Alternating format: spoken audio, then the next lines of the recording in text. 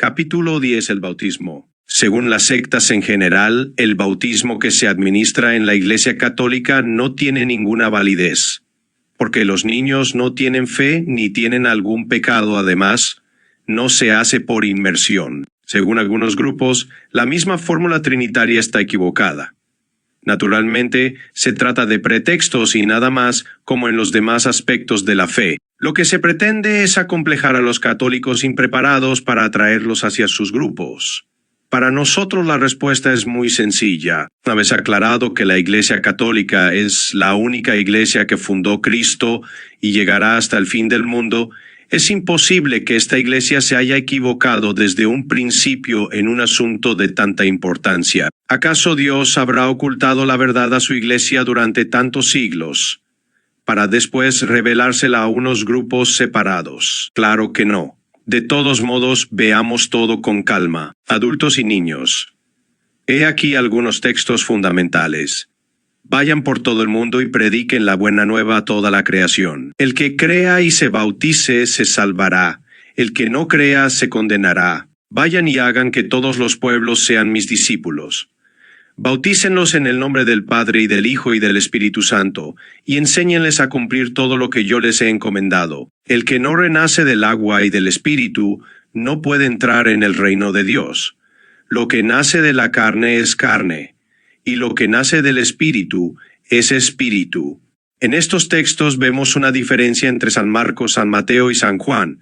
San Marcos dice que primero hay que creer y después recibir el bautismo. San Mateo y San Juan hablan de una manera más general. San Mateo dice que hay que bautizar y después enseñar.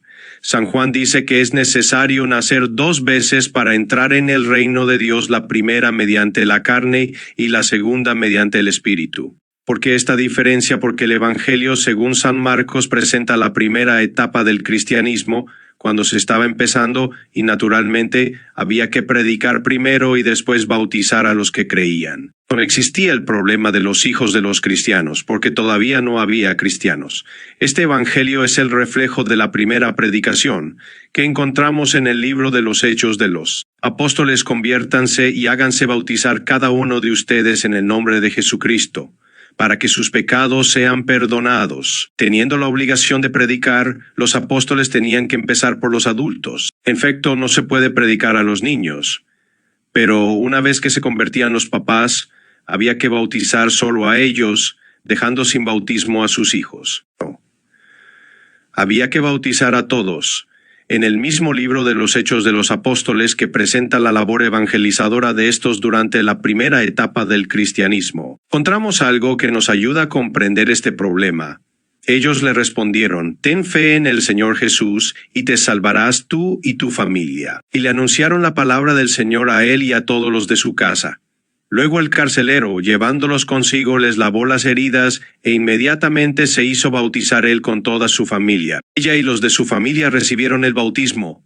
Aquí no se dice que se bautizaron solo los adultos. Se bautizaron todos los miembros de la familia sin ninguna excepción. Hay que recordar que por familia se entendían los papás, los hijos, los servidores y los esclavos.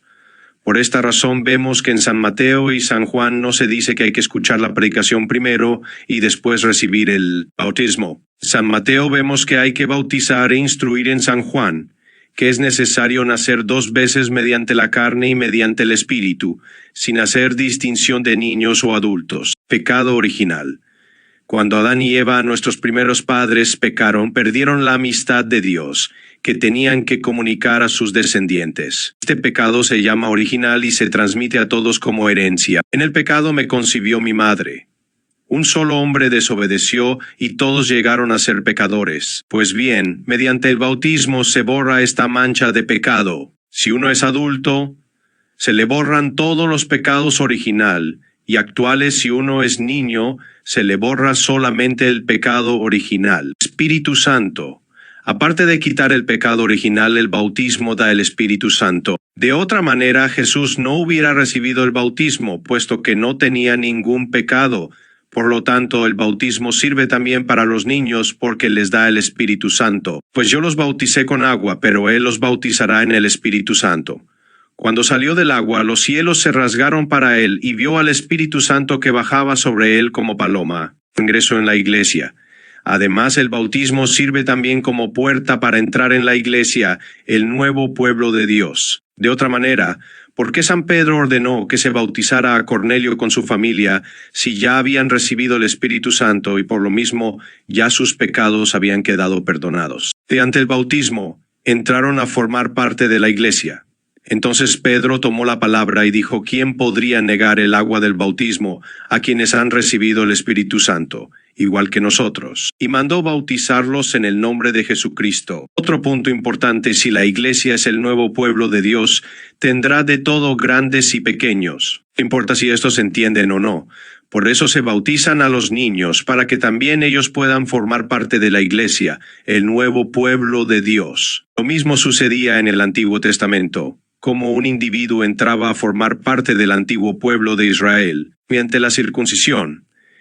Y ésta se realizaba a los 8 días de haber nacido. Este es mi pacto contigo, que cumplirán tus descendientes después de ti, todos sus varones serán circuncidados. Jesús mismo fue circuncidado a los 8 días de nacido. Al cumplirse los 8 días para circuncidarlo, le pusieron por nombre Jesús, el que le dio el ángel antes de ser concebido. Así que no tiene ningún sentido lo que dicen los miembros de algunas sectas: el bautismo de los niños no vale, porque los niños no entienden. Todo lo que se hace a los niños vale: la medicina y la comida que se les da, el idioma que se les enseña y la vida de Dios que se les comunica mediante el bautismo.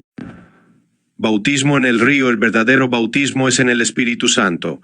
Yo los bautizo con agua, pero Él los bautizará en el Espíritu Santo. El mismo Jesús fue bautizado en el Espíritu Santo.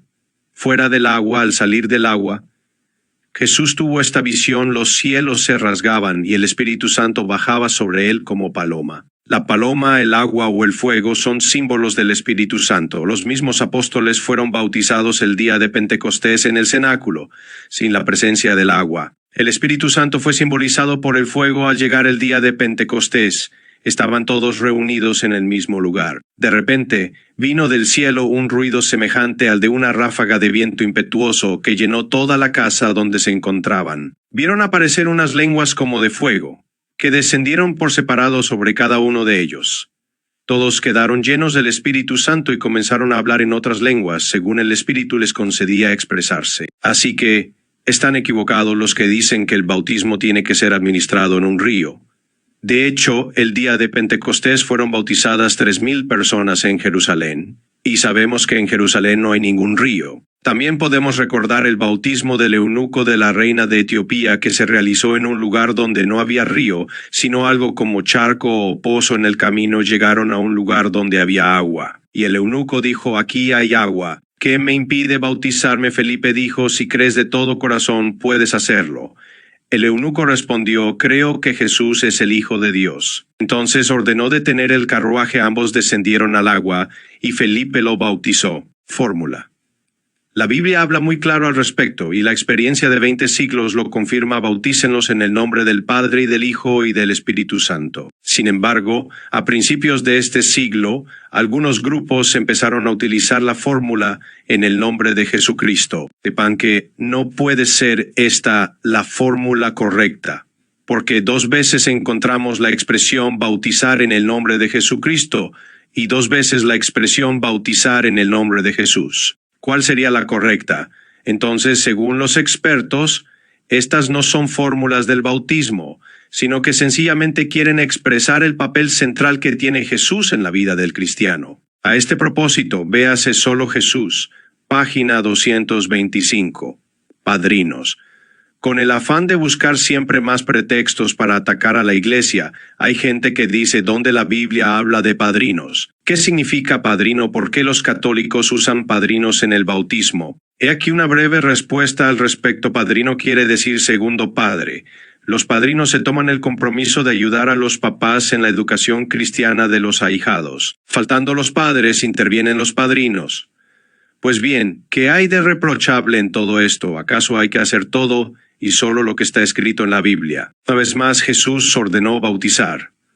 Según los lugares y los tiempos, Se establecen las modalidades concretas para realizar el bautismo. En el río, en una alberca, echando un poco de agua sobre la cabeza, con padrinos, pastores o maestros, etc. Testimonio de la tradición.